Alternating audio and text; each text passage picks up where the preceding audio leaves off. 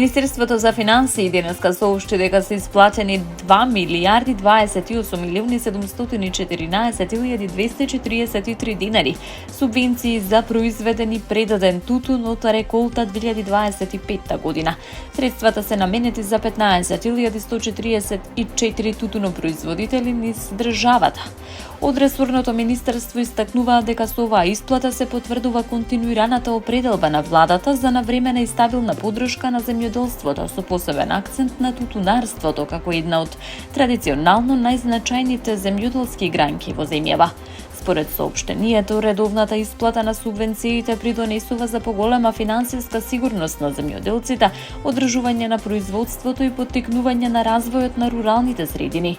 А владата и Министерството за финансии нагласуваат дека остануваат посветени на политики насочени кон зголемување на конкурентноста на домашното земјоделство, подобрување на приходите на земјоделците и одржлив развој на аграрниот сектор. Со оваа мерка, како што се наведува, се обезбедува континуитет во поддршката на тутунопроизводителите и стабилноста на една од клучните земјоделски дејности во државата. Собствениците на дискотеката Пулс се откажале од приватната тужба против група млади лица од Кочани кои беа обвинети за демолирање на кафе-барот Класик во нивна собственост, по настаните поврзани со трагичниот пожар во Кочани.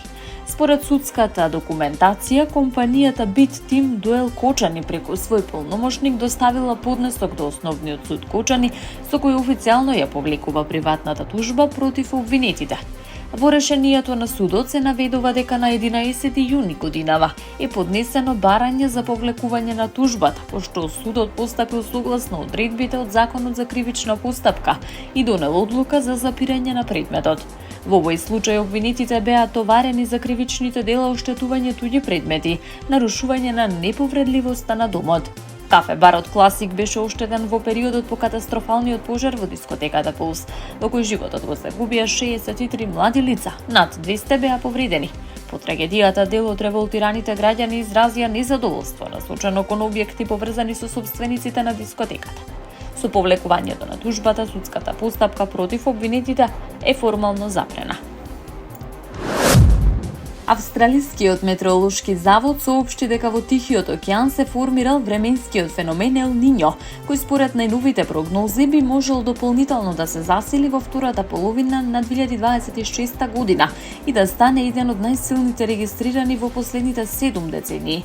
Метеоролозите наведуваат дека сите океански и атмосферски показатели укажуваат на развој на силен или многу силен Ел Ниньо, при што температурите на површината на морето во централниот тропски дел на Пацификот веќе ги надминуваат праговите карактеристични за овој феномен.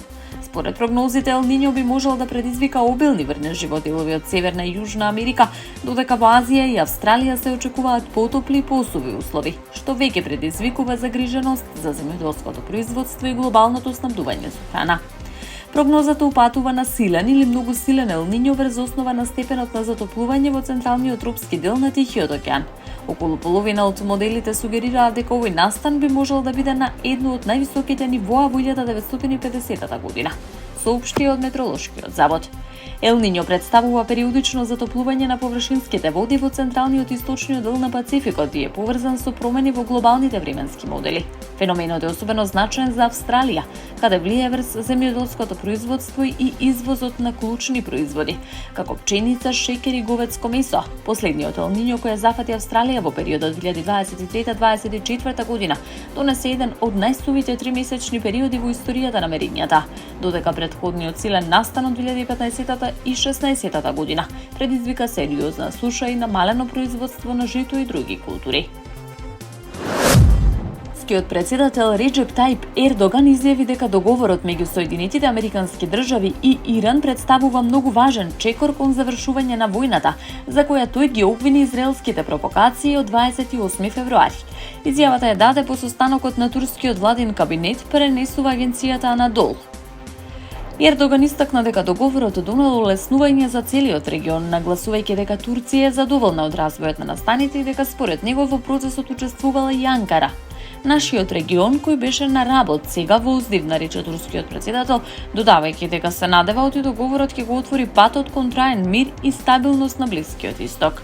Тој нагласи дека во текот на кризата не е загубен ниту еден турски државјанин и оцени дека обидите за продлабочување на етничките и регионалните поделби меѓу народите не успеале.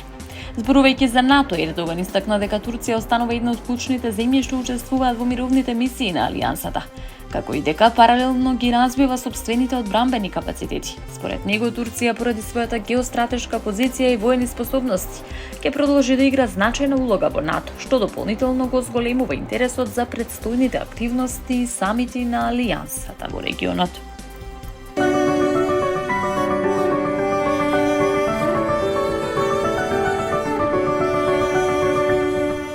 Денеска на повеќе места се очекува развој на нестабилна облачност со пороен дожд и грмежи, како и засилен ветер. На места ќе има поинтензивни процеси со пообилен пороен дожд и услови за ретка појава на град.